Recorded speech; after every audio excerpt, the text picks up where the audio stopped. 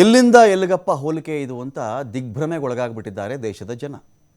ಸುಧಾಮ ಅವಲಕ್ಕಿಯನ್ನು ಕೃಷ್ಣನಿಗೆ ಕೊಟ್ಟಿದ್ದಕ್ಕೂ ಕಂಪನಿ ಹೆಸರು ಹೇಳಲ್ಲ, ವ್ಯಕ್ತಿ ಹೆಸರು ಹೇಳಲ್ಲ, ಎಷ್ಟು ಕೊಟ್ಟರು ಅಂತ ಅವರು ಕೂಡ ಬಹಿರಂಗಪಡಿಸ್ಕೊಳ್ಳಲ್ಲ, ಯಾರಿಂದ ಎಷ್ಟು ಬಂತು ಅಂತ ತಗೊಂಡವರು ಹೇಳಲ್ಲ. ಈಗಿನ ಕಾಲದಲ್ಲಿ ಏನಾದರೂ ಸುಧಾಮ ಕೃಷ್ಣನಿಗೆ ಅವಲಕ್ಕಿ ಕೊಟ್ಟುಬಿಟ್ಟಿದ್ದರೆ ಸುಪ್ರೀಂ ಕೋರ್ಟ್ಗೆ PIL ಹಾಕ್ಬಿಡ್ತಾಯಿದ್ರು, ಪಬ್ಲಿಕ್ ಇಂಟ್ರೆಸ್ಟ್ ಲಿಟಿಗೇಷನ್. ಅರ್ಥ ಆಯ್ತಾ? ಅದನ್ನು ಹಾಕಿಬಿಡ್ತಾ ಇದ್ರು. ಆಗ ಸುಪ್ರೀಂ ಕೋರ್ಟ್ ಅವರನ್ನು ಆ ಅವಲಕ್ಕಿ ಪಡ್ಕೊಂಡಂಥ ಕೃಷ್ಣನನ್ನು ಭ್ರಷ್ಟಾಚಾರಿ ಎಂದುಬಿಡ್ತಾ ಇದ್ರು ಅಂತ. ಅಂದರೆ ಕೃಷ್ಣನ ಎತ್ತರಕ್ಕೆ ತಮ್ಮನ್ನು ತಾವು ಏರಿಸಿಕೊಳ್ಳುತ್ತಿರುವ ಪ್ರಕ್ರಿಯೆ ಇದು.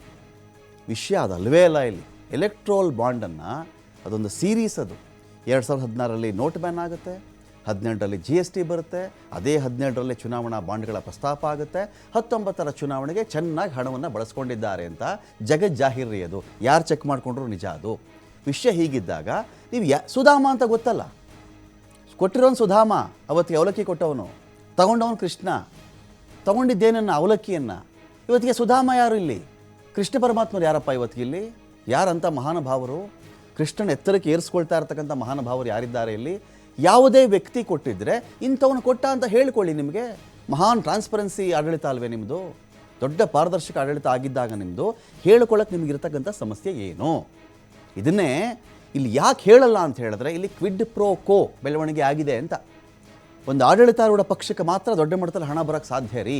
ಯಾವುದೇ ಸರ್ಕಾರ ಆಗಿರಲಿ, ರಾಜ್ಯಗಳಲ್ಲಾದರೂ ಅಷ್ಟೇ, ರಾಷ್ಟ್ರದಲ್ಲಾದರೂ ಅಷ್ಟೇ. ಯಾಕೆ ಹೇಳಿ? ಕೆಲಸ ಆಗೋದು ಅಲ್ಲಿಂದಾನೇ. ಅವ್ರಿಗೆ ಜಾಸ್ತಿ ಹಣ ಕೊಟ್ರೆ ಅವ್ರ ಕಡೆಯಿಂದ ಟೆಂಡರೋ ಇನ್ನೊಂದೋ ಮತ್ತೊಂದೋ ಯಾವುದೋ ಕೆಲಸಗಳೋ ಆಗ್ತವೆ. ಅದಕ್ಕೆ ಅವ್ರಿಗೆ ಹಣ ಕೊಡ್ತಾರೆ. ಹಣ ಕೊಟ್ಟರೆ ಹೆಸರು ಹೇಳ್ಬಿಡಿ ನೋಡೋಣ. ನಾವು ಹೇಳಲ್ಲ, ಅದು ಗೌಪ್ಯತೆ ಅಂದಾಗ ಸುಧಾಮನ ಹೆಸರೇ ಹೇಳ್ತಾ ಇಲ್ಲ ಇಲ್ಲಿ. ಯಾರ ಸುಧಾಮರು, ಸೋಕಾಳ್ ಸುಧಾಮರು ಅನ್ನೋದು ಹೆಸರೇ ಹೇಳ್ತಾ ಇಲ್ಲ. ಇದಕ್ಕೆ PIL, ಸುಪ್ರೀಂ ಕೋರ್ಟು ಕೃಷ್ಣನನ್ನೂ ಭ್ರಷ್ಟಾಚಾರಿ ಎಂದುಬಿಡ್ತಾ ಇದ್ರು ಅನ್ನೋ ಹೋಲಿಕೆ ಇದೆಯಲ್ಲ, ಈ ಹೋಲಿಕೆ ಬಗ್ಗೆ ದೇಶಾದ್ಯಂತ ಈ ಹೋಲಿಕೆ ಮಾಡಿರೋ ರೀತಿಯೇ ಸರಿ ಇಲ್ಲ ಅಂತ ಕೂಡ ಒಂದು ವಾದ ಶುರುವಾಗಿದೆ. ADR, association of democratic reforms ಅಂತ ಕರೀತಾರೆ. ಇದರ ವರದಿ ಚೆಕ್ ಮಾಡ್ಕೊಂಡ್ಬಿಟ್ರೆ ನಾವು 2019ರಲ್ಲಿ 5.5 ಸಾವಿರ ಕೋಟಿ ದೇಣಿಗೆ ಬಂದಿತ್ತು.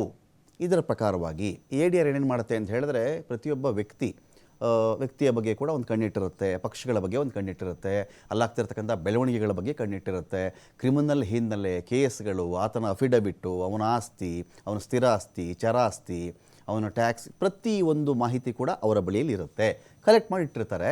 2019-20ರ ಚುನಾವಣಾ ವರ್ಷದಲ್ಲಿ BJPಗೆ ಬಂದಿರೋದು 2555 ಕೋಟಿ ರೂಪಾಯಿಗಳು. 80% ಹಣ ಬಂದಿದ್ದು ಹೇಗಪ್ಪ BJPಗೆ ಅಂದರೆ ಚುನಾವಣಾ ಬಾಂಡ್ಗಳಿಂದಾನೇ ಬಂದಿದ್ದು. 5.5 ಸಾವಿರ ಕೋಟಿ ಖರ್ಚಾಗಿದ್ದು 2,000 ಕೋಟಿ ಮಾತ್ರ. ಎಲೆಕ್ಷನ್ ಜಗತ್ತಿನಲ್ಲಿ ಅತಿ ದೊಡ್ಡ ವೆಚ್ಚದ ಚುನಾವಣೆ ನಡೆಯೋದೇ ನಮ್ಮಲ್ಲಿ ಅಂತಾರೆ. 2024ರ ಈ ಒಂದು ಪಾರ್ಲಿಮೆಂಟ್ ಚುನಾವಣೆಗೆ 1.2 ಲಕ್ಷ ಕೋಟಿ ವೆಚ್ಚ ಆಗಬಹುದು ಅಂತ ಕೂಡ ಹೇಳಲಾಗ್ತಾ ಇದೆ. ಇದು ಚುನಾವಣಾ ವಹಿವಾಟುಗಳು ನಾವು ಚೆಕ್ ಮಾಡಿಕೊಂಡಾಗ ಭಾರತ 2019ರಲ್ಲಿ 50,000 ಕೋಟಿ ಚುನಾವಣಾ ವಹಿವಾಟು ಭಾರತದ್ದು. ಅಮೆರಿಕದ್ದು 42,000 ಕೋಟಿ ಆಗುತ್ತೆ 2016ರಲ್ಲಿ. ಭಾರತ 2014ರಲ್ಲಿ 30,000 ಕೋಟಿಯಲ್ಲಿ ಚುನಾವಣೆ ಮುಗಿಸ್ಕೊಂಡಿತ್ತು.